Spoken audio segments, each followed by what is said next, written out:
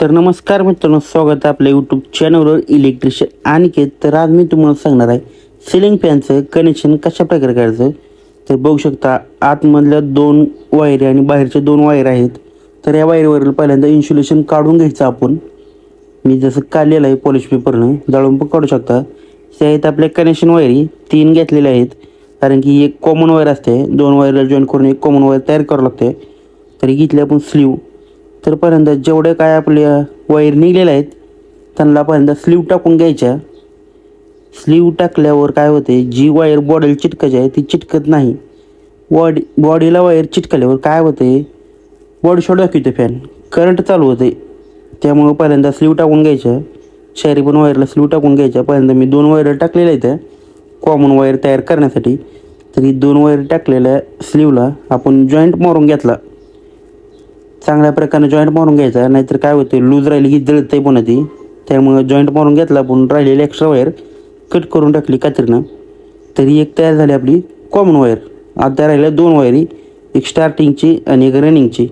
तर दोन्हीला पण आपण स्लीव टाकून घेतलेलं आहे त्या, कारण की नाही टाकल्यावर तर तुम्हाला माहिती बॉडी शॉट होते. आणि जी जास्त वायर आहे ती कट करून टाकली आहे. पण इन्सुलेशन काढून घ्यायचं, नाही तर पुन्हा कनेक्शन प्रॉपर होत नाही. त्यामुळे पहिल्यांदा आपण कॉमन वायर एक लाल घेतलेलं आहे, जी पहिला जॉईंट केला होता आपण कॉमन वायरचा, ती लावून घ्यायला लागलो. तर ती प्रॉपर लावून घ्यायचा. आणि बाहेर साईडला जी कॉईल आपली, त्याचं पहिल्यांदा वायर लावावं लागलो मी. पूर्ण वायर एकदम लावून घ्यायचं त्या आपल्या ह्याला कनेक्शन वायरला.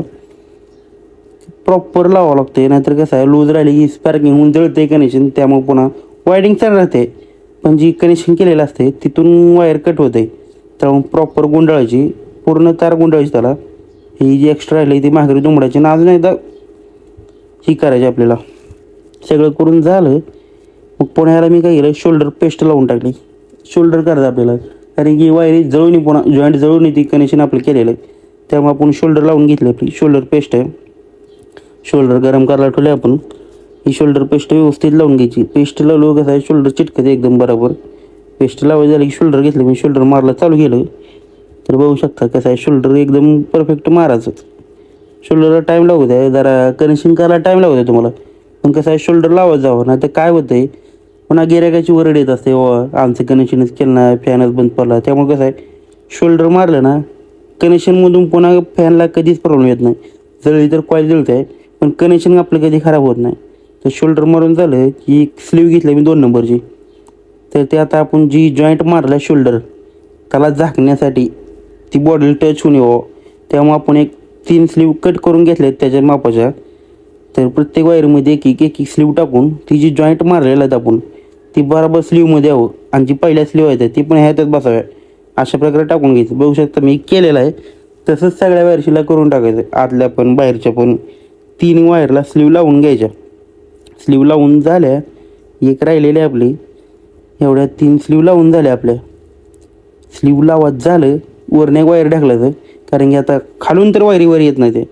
त्यामुळे ही खालच्या 3 वायरी एकत्र करायच्या आणि वरून एक वायर घ्यायचं असं आणि स्टेटरमधून खाली ढकलायचं. खालच्या याच्यातून ती वायर बाहेर काढायचं.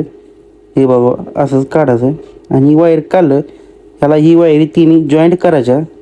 एकदम चांगल्या मारायचं, निष्ठून निम्मे होतात, नाही तर पुन्हा डबल करावं लागतं. जॉईंट मारायचं झाली वर ओढून घ्यायचं. बघा कसं केलेलं मी, एकदम सोपी पद्धत. नाहीतर वर खालनं वर टाकलं त्याला टाईम लागते. त्यामुळे कसं आहे एक वायर टाकून जॉईंट मारून वर घ्यायचं.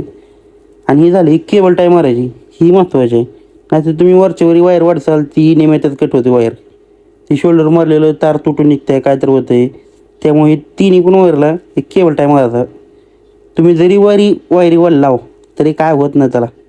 त्यामुळे कसं आहे केबल टाईम मारायचं आणि एक्स्ट्रा राहिलं कट करून टाकायचं. ओके झालेलं आपलं, बघू शकता तिन्हीचं पण कनेक्शन ओके. स्पार्क झालेलं दिसत असेल तुम्हाला थोडं थोडं.